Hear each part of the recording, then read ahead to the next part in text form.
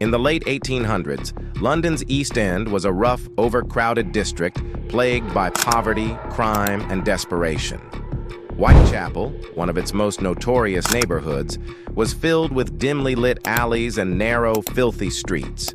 It was home to thousands of laborers, immigrants, and sex workers, many of whom lived day to day.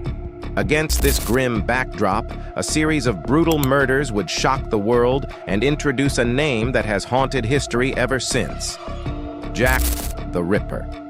In the beginning of the phenomenon, the popular phenomenon of serial murder. In the summer of 1888, the first body appeared.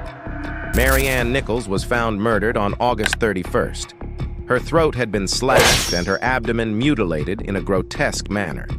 Just a week later, another woman, Annie Chapman, was discovered with similar injuries. Police realized they weren't dealing with a random act of violence. This was the work of a serial killer.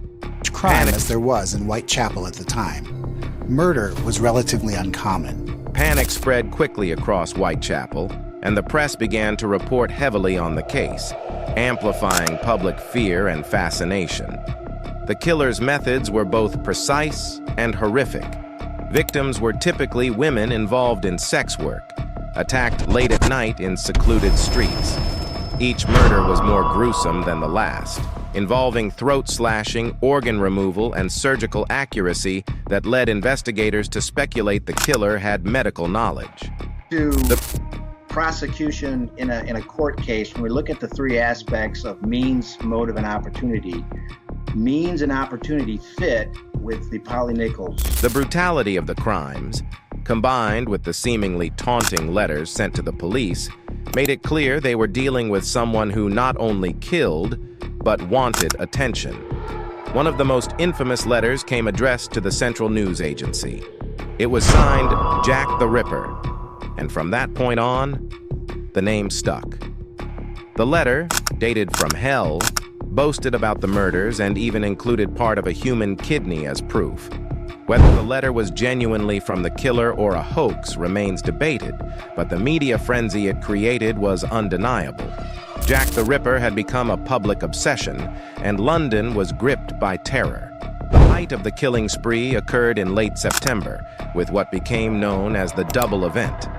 On the night of September 30th, two women, Elizabeth Stride and Catherine Eddowes, were murdered just hours apart. Stride's body was less mutilated, leading some to believe the killer was interrupted. Eddowes, however, suffered the full extent of the Ripper's savagery. Her face was disfigured and organs were removed and cut out, and they were missing. The killings displayed escalating violence, and the Ripper's ability to evade capture only deepened the fear and mystery. Despite the largest manhunt in London's history, police were unable to catch the killer. Detectives interviewed hundreds of suspects, patrolled the streets, and even went undercover. Several suspects were examined closely, including doctors, butchers, and even members of the royal family. Yet no one was ever formally charged. The police were criticized for mishandling evidence, failing to protect women, and allowing press interference. The inability to solve the case led to public distrust and frustration, further fueling conspiracy theories. The case became a media spectacle, and newspaper circulation skyrocketed. They probably knew more than what we know. Illustrations of the crime scenes and lurid headlines were used to attract readers. Jack the Ripper wasn't just a criminal. He was now a cultural figure. He represented both the fears of modern urban life and the failings of law enforcement.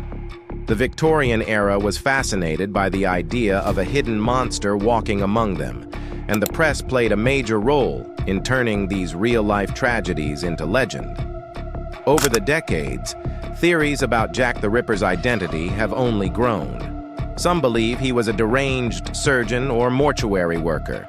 Others point to Prince Albert Victor, grandson of Queen Victoria, claiming a royal conspiracy covered up the truth. Still others suspect Polish immigrants, artists, or local madmen. Each theory brings its own evidence, contradictions, and supporters. Books, documentaries, and films continue to explore the mystery, but none can definitively answer the question, Who was Jack the Ripper? And therefore, he's frustrated after he kills Liz Truss. What makes the Ripper case so enduring is its combination of historical truth and narrative mystery. The murders occurred at a time when forensic science was primitive and many records have been lost or degraded. This leaves gaps in the story, gaps that allow for speculation, fiction, and imagination. Unlike other serial killers, Jack the Ripper was never caught, never explained, and never humanized. He remains a faceless figure in a top hat and fog, forever lurking in the shadows of London's past. Jack the Ripper's story is more than just a string of murders. It's a haunting reflection of a society struggling with inequality, fear, and change. His victims, often forgotten amid the legend, were real women with names, lives, and stories. Today, the case is a cautionary tale about how media, myth, and mystery can immortalize a killer while overshadowing those who suffered. And though over a century has passed, the name Jack the Ripper still chills the spine and captures the imagination of millions around the world. The enduring enigma continues to fascinate writers, researchers, and true crime enthusiasts. His story is not only one of horror, but of history's obsession with the unknown. As long as unanswered questions remain, Jack the Ripper will continue to symbolize the darkness that can hide within a seemingly ordinary world, reminding us that truth sometimes is more terrifying than fiction itself. The foggy streets of Whitechapel may be silent now, but his legacy lingers in every shadow, in every whispered theory, in every piece of unsolved history. He is not just a figure from the past. He is a ghost that still walks among us through the pages of time. Killer had then turned his razor-sharp blade and inserting it just above the pelvic bone, he'd cleave through the flesh and the body right to the... If you found this story chilling and fascinating, don't forget to like this video, subscribe to the channel for more deep dives into history's darkest moments, and share it with fellow mystery lovers. Your support helps us uncover more gripping tales from the shadows of time. With every like and subscription, you help keep these historical voices alive. Thanks for watching, and we'll see you in the next one.